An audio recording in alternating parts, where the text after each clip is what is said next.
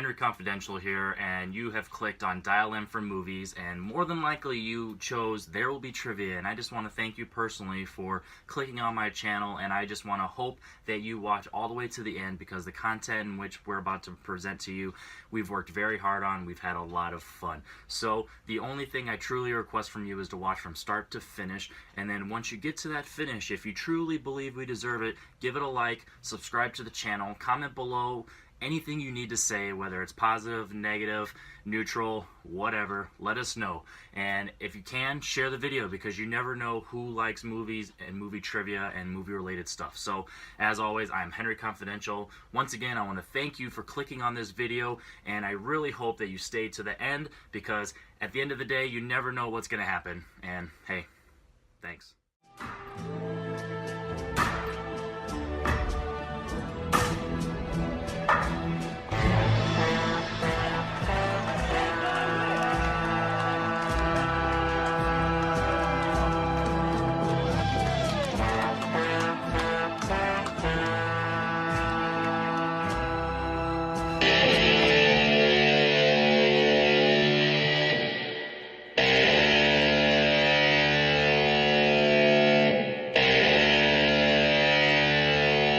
And I'm Henry Confidential, and we are back. We missed a week because of technical difficulties, but we're back. This is week 3 of There Will Be Trivia Season 2, and we have a barn burner on our hands because we have Mike Hanley, Mr. DVD, and Russell Notorious. How? Yeah, how? Yeah, you're good. Yeah. I don't know why I wanted to say Howard for a second, but I was like, Notorious? I don't think so. Yeah. Mr. Notorious, or what was I saying in the Yeah, first exactly. match? Notorious. And then I got the dude with me, and just right off the bat, if you're wondering why he's not going to be asking any questions, that is because on the last game, unfortunately, that is not going to be able to be posted or not posted with great quality, is he effed up and he's named the answer while talking about the question, so he loses his question reading privileges for at least one game. Let's start off. Mike, Mr. DVD, you're my close buddy. How you feeling going up against the guy who beat me in week 1? I don't know how to feel. I'm very curious how this is going to go. I think it's going to be a close one here. Yeah, I mean, other than the fact that he's an Indians fan, he's an all right guy. Speaking of Mr. Indians fan over there, he's notoriously a piece of poop because he likes the Indians. What's up, dude? Thanks for the warm welcome. Yeah. Warm like the turd you are. Absolutely. I'm looking at you, Evan. Whoa. Absolutely. Whoa, that's rude. Let's get started. So, we all know how the face-off's going to go, but in case you don't, here's a quick reminder. Face-off, we're going to have one random, fairly easy question in which both competitors are going to hear, and they will yell out the first initial of their name and tell their answer. Depending on if the answer is correct, they will receive a point. An advantage will be given going into the first period. All right, so with the face-off, I'm going to read a simple question. Mike, you yell M. Russell, you yell R. Our face-off question, it's going to be real simple. M-R. Ready? Yep. Fight! Who directed Boogie Nights? R. I heard R first. I heard R louder, but yeah, and it was weird. But we're gonna have to go with based on louder when it's a tie. So yeah. R. Paul Thomas Anderson. PTA score. Great movie. Oh, I love it. It's way up there for me, and it's not just because there's boobies. Alrighty, Russell, you have the advantage going into the first period. Before we talk about that, let's get a reminder of how it's going to go. The first period is going to have a wheel. The person who goes first is going to decide to bet on red or bet on black. If their color is chosen, an advantage is going to be given to them, and if the opposite color is chosen, the advantage will be for their opponent.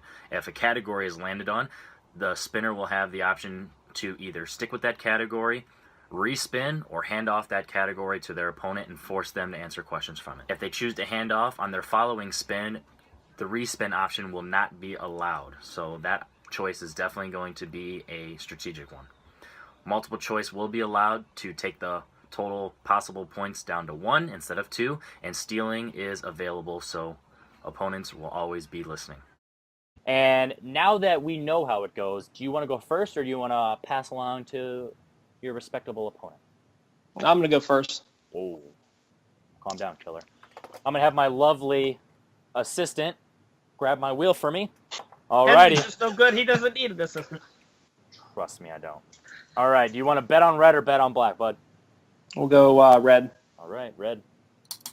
And there's the spin. I'm kind of just leaning into it now and hoping I just get the glare out of there. It's pretty visible. All right. We got release dates. I'm gonna keep it. All right, that's what I like to hear. Listen up, Mike, because you could potentially steal. Russell, your first question. What year saw the release of films in the James Bond, Superman, and Lethal Weapon series? All great franchises. James Bond, Superman. And What was the other ones? Lethal Weapon. Let me get the multiple choice on that. All right, we're looking at A, 1985, B, 1987, C, 1989, D, gonna flip back over to 1981. 5, I'm gonna go 4. with 3, let's see. 2, 1. I'm gonna go B, 87. Score! 1 Nice. point. Not sure if you pulled that out of your butt or not, but point. Well, I was writing it down. I was trying to figure it out. Point nonetheless. All right, your second question. Steven Spielberg directed Jurassic Park: The Lost World in 1997. What other film did he make the same year?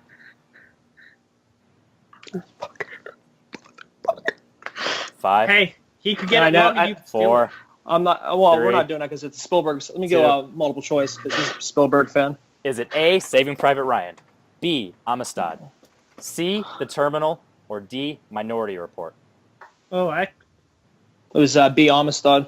Score! I was watching Minority Report before. Come on, Mike. I ain't gonna give you your strength there, Spielberg, man. You think I'm an idiot? I really like Minority Mr. Report. Russell over here playing it safe in his last couple of games in both leagues. Your third question. What year saw the release of Psycho, The Magnificent Seven, and Spartacus? Definitely would have known this one. What about you, Andrew?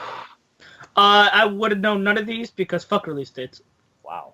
You know what? Let me go ahead and do multiple choice on that one. I have an idea, but We're looking at A, 1960, B, 1963, C, 1965, or D, 1967. Psycho. 5. Psycho was 60. I'm gonna go A. Score. It's a Yeah. point. I lied. If it's anything recent, I probably will know it. But anything after like 2008 or before 2008, I probably won't know. True. All right, slowly but surely, 3 for 3. Your final question and release dates. What year saw the release of the first Harry Potter film? I know this one. Oh, yeah.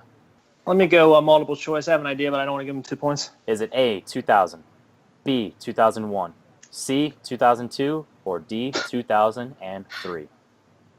I was still in high school at the time, so it's got to be before it. I'm Showing gonna go with. Showing his age. I'm gonna go. I'm gonna go 01. Score. Clean sweep. 1 point apiece. I don't know if Mike would have gotten that because apparently we suck at Harry Potter trivia. And we may or may not be the Dementors anymore.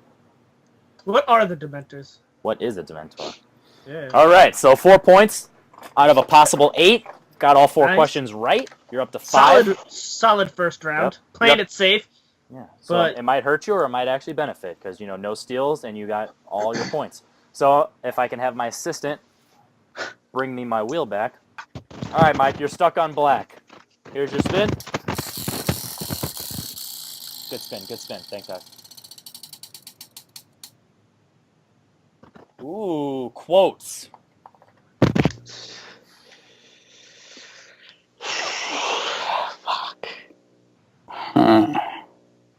Let's spin again. All right, he's going to be stuck with it. What if he lands on quotes again? That'd be pretty fun. Science fiction, per usual. Let's do it. It never fails. We will get a sci-fi question every game. So question writers, don't stop writing them. All right. You ready, buddy?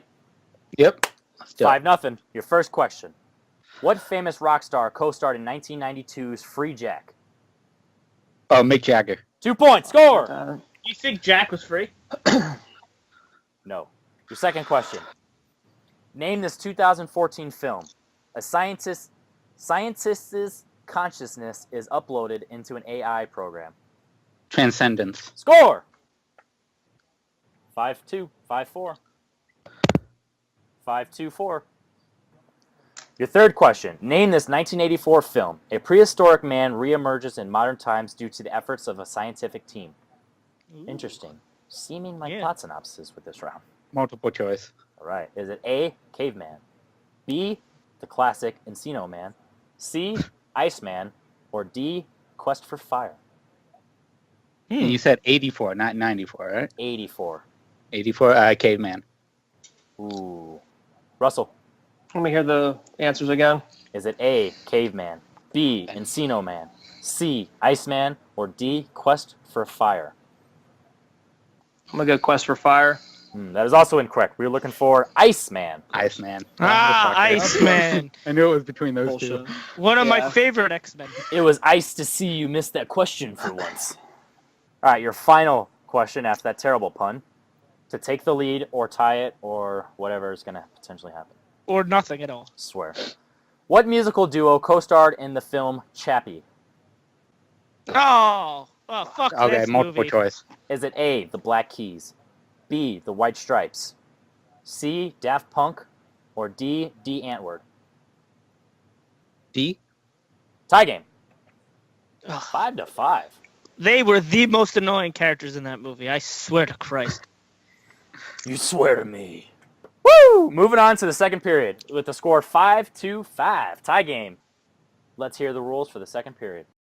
Finally, we have the third period, which is going to be the equivalent to the first period in most trivia, is the whiteboard round. Both competitors will receive the same question. They'll write down their answer.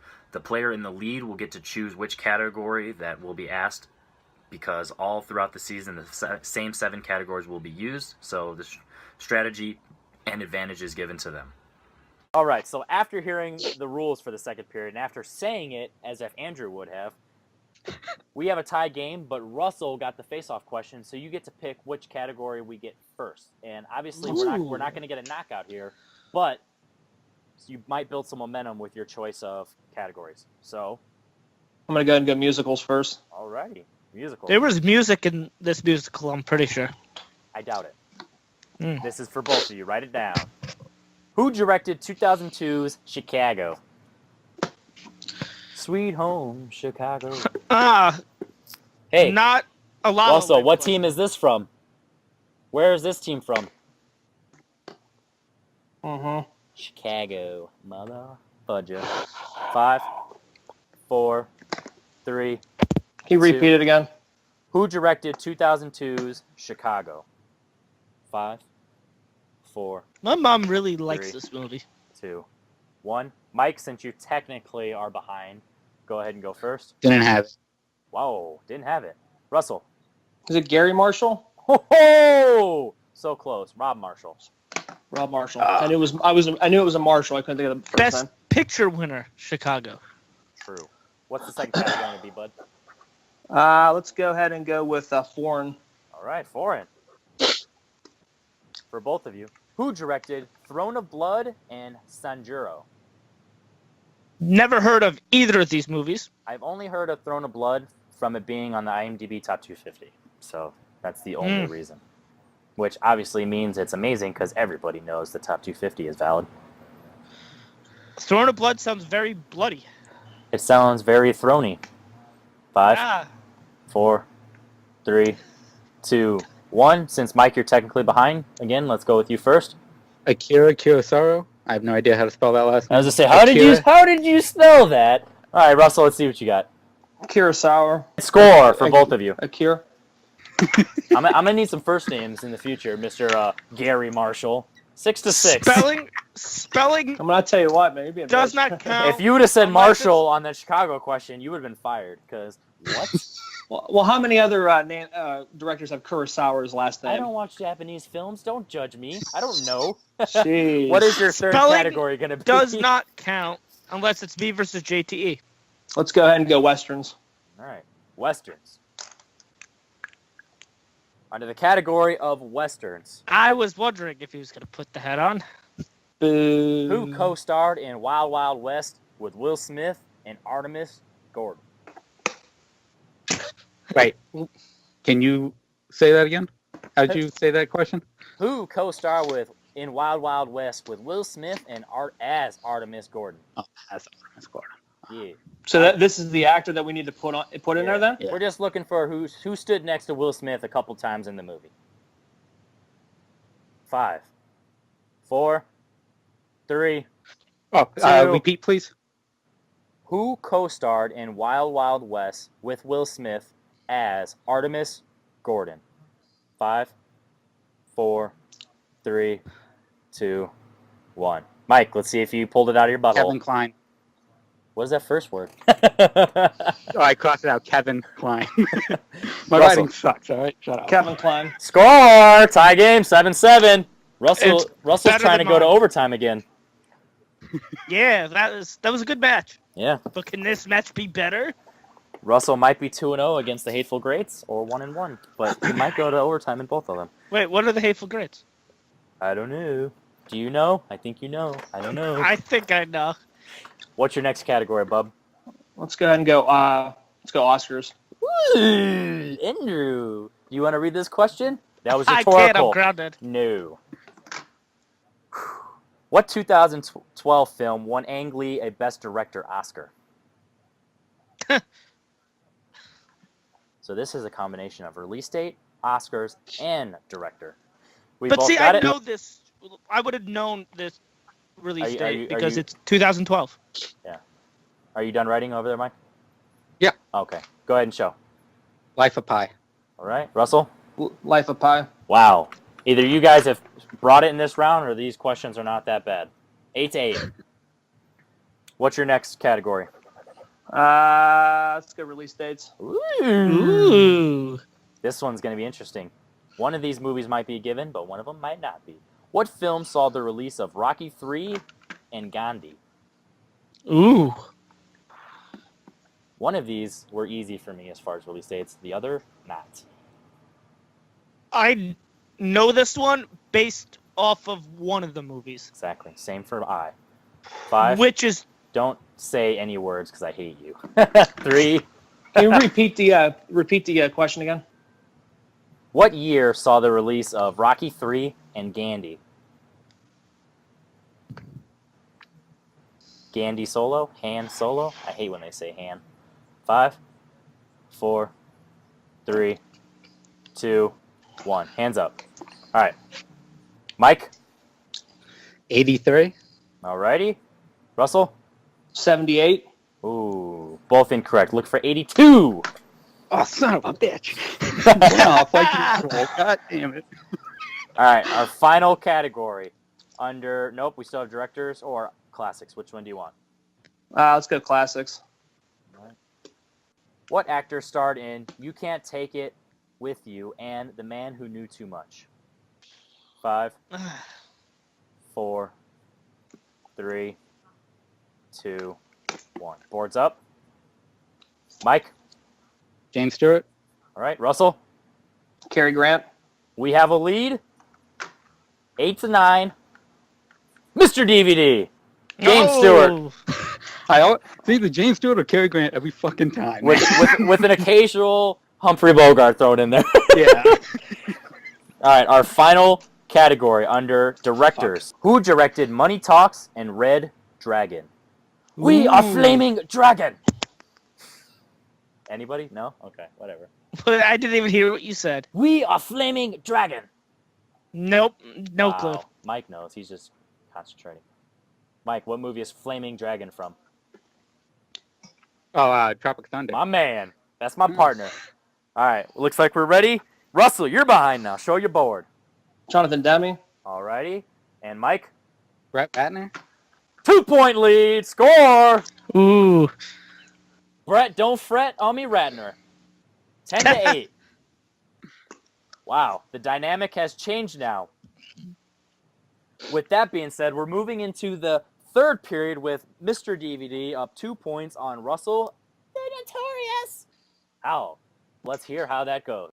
The second period is an easy, medium, and hard round where all competitors and the season provided strengths in which they decided are their 3 strongest categories in the movie genre topics, and they ranked them 1, 2, and 3. Number 3 will be an easy 1-point question. The number 2 will be a medium 3-point question, and the number 1 will be a 5-point hard question. No stealing in this round. Russell, you're up first. You're going to have to get your easy and your medium question to bounce it back over to Mike. You ready? Yep. Your easy question under Oscars. Who won Best Director for $1 Million Baby? Clint Eastwood. 1 point. Nice. 10-8. To take the lead for 3 points. Movie release dates. What year saw the release of Casino and Heat? 1995. Woo! Score! 12-10. Nice. Now Mike is going to have to hit his easy and medium to bounce it back over to Russell. Mike, you ready? Yeah. Your Yep. easy category is horror. Ooh. Who directed 1984's A Nightmare on Elm Street? Wait, say it again. Who directed 1984's A Nightmare on Elm Street? Wes Craven. All right, you had me worried I for a thought second. that Yeah, pause. Mike, I was That's why ready. had I was speed ready to on go it. right Come on. through this screen and Yeah. choke you if you miss this. Because I think it's I got Wes it. Craven's. It can't be that easy. It's called Easy. Yeah. All right, under medium to take the lead. Tom Hardy appeared in what Star Trek film? The category is sci-fi. Tom Hardy. The Tom Hardy. Mr. Thomas Hardy. 5, Of course. 4, 3, 2. Wait, Tom Hardy appeared in which Star Trek film? 5, 4, 3, 2. Star Trek Insurrection. Ooh. We're looking for Nemesis. Yeah. Fucking Star Trek. All right, here's your hard Spielberg to give a Think of- 4-point lead and No. force him to hit his 5-pointer. Ooh. Under Spielberg. What famous musician played Inspector Good in Hook? To take the lead and not Famous musician. lose. I forgot that he did Hook. Spielberg? Yeah. That Hook existed. Fuck. Phil 5. Collins. Oh my God, Mike. You got the lead! Phil Collins is the answer. Holy cow. Oh man. 16-12 score. God. Mike has left the building, or he's leaning back in his chair. Apparently. Are you I not thought wearing- Mike got up and left. Mike, are you even wearing pants? Because that came out of your ass, man. 5 points. That's like me fucking with the Stallone question in my first match, but that didn't end up very well for me. Let's see if it ends well for Mike. Back over to Russell for the win. Your 5-point hard question under the category of the 2000s. Who played the wife of Josh Brolin in No Country for Old Men? Fuck, I haven't seen that movie. I love this movie. Looking for the actress's name who played the wife of Josh Brolin in No Country for Old Men. 5, 4, 3, 2, 1. Repeat the question. I'll let it slide. Who played the wife of Josh Brolin in No Country for Old Men? 5, 4, 3, And I'm gonna go Tilda Swinton. 2. Probably wrong. 1. We were looking for Kelly McDonald. Mike McDonald. is the winner. Wow, what a match. That went down to the wire. Russell played it safe in the first period. Nice game, Mike. That might have been Yeah, in the great butt, game, dude. but at the end of the day, we know he can compete. He did really well in this. He did really well against me, and he did really well against Luca. So, Russell, let's start with you. You lost. You're now 1-2, but you have a fairly solid score total, which I haven't checked the rankings yet, but we'll see where that puts you. How do you feel, buddy? I feel good. Mike brought it. I knew I had to bring my A game today. Came down to the last question. We were neck and neck the whole time. When I controlled the board after the first buzz-in question, I felt pretty good. Yeah. The movie release dates and the multiple choice kind of they really didn't hurt because we were still even, so I felt pretty good.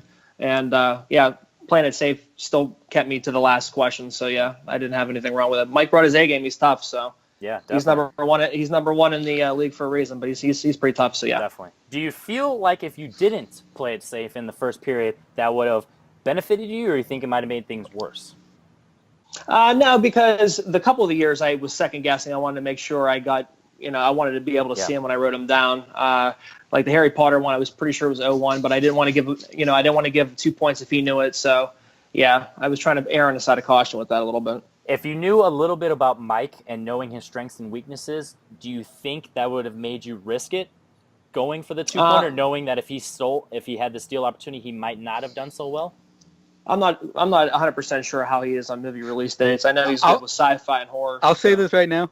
I'm going to give it to you. I suck at movie release dates, but I did know those. So it went multiple choice because I did know a lot of those. That would have been a strategy backfire, because if you would have missed, ironically, a category that he's not so familiar with or not so great at, might have still done good. Sometimes it is just the question, strengths or not, And that's why I played it the way I did, just to try to keep it as tight as I could. So, yeah. People watching, take notes. Sometimes there is a strategy in these types of games. Moving over to Mr. DVD. Buddy, you won, and you definitely have a solid lead in first place. This is the first game in week 3, so obviously you're in first place, already being in first place, but 16 points. You didn't get any bonus points because you guys went down to the final question, but you added 16 points to your total score, which gives you 59 going into the final week of Season 2. How do you feel of your standings, your overall performance today, and your final matchup against Robert? Yeah, Robert. Yeah, I think it's Robert. Yeah, but, I feel good. I knew this was going to be a tough match. Russell, man, you're a tough fucking dude. I knew it was going to be close. And, this time I got it. Maybe next time you'll get it on me. But, it feels good to be number one. Yep. I don't know how long that's going to last after this week, but I'll stick with it as long as I can. I do have to say my next opponent, Robert's not going to be an easy one either. But I am looking for one guy in the playoffs and one guy only. That's Jacob. Jacob, I'm coming for you, dude. Third time's a charm, man. I'm going to get that fucking win. That's what I like to hear. I want you in the playoffs. With that He's out. Yeah. He's out for blood. Yeah. With that being said, you're at 59 points. Luca is at 43, so if he scores 17 in his game, he'll go above you. And Jacob, the aforementioned Jacob, is at 40, so he would need to score 20 to be above you. So you have a solid, at least guarantee of second, I have a feeling. So that's really good going into that. Andrew, what did you think about this in a quick 1 or 2 sentence? Great match. It seems that every time Russell has a match, it's great. So watch out for him in the team tournament, because I have a feeling that unfortunately him and his partner Chance, the Titan Ellison, might not rank that high, but it's not based on anything. It's just unfortunately he fights to the wire, which in the tournament, that's what's most important. But based on the seeding and how it's going to go, his total points aren't as high as he would like to be, which might bring him down a notch when it comes to seeding. But in the tournament, he can definitely win, or at least play it to the edge. So don't sleep on him. And Mike, obviously, he's showing that he can be tough and he can be great and not just hateful. Hey, I'm Henry Confidential. This is Dial In for Movies. Make sure you tune into the very next episode, because guess what? There will be trivia. Bye.